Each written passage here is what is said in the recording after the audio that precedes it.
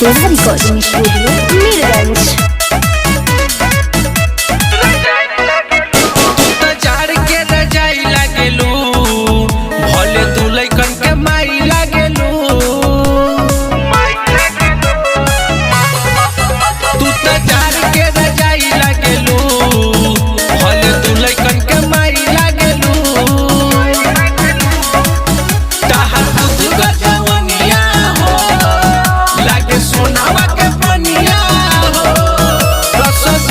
मिठाई लागेलू भले दुलैकन के माई लागेलू तू त जार के रजाई लागेलू भले दुलैकन के माई लागेलू।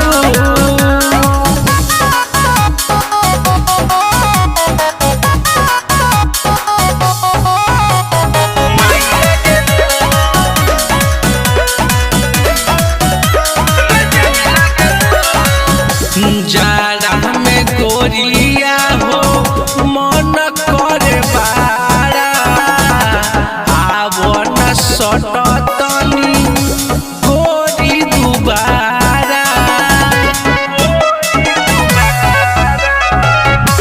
जाड़ा में गोरिया हो मन करे बारा आवो न सटतनी गोरी हो दुबारा।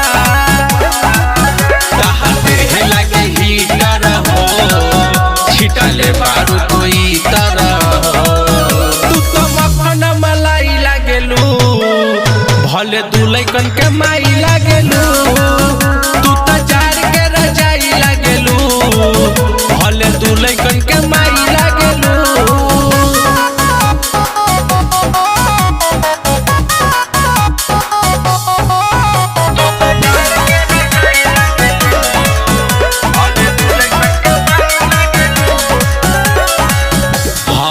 चल दिने सके गरम तनी कदा गरम जवानी हमरे देहिए पे धदा।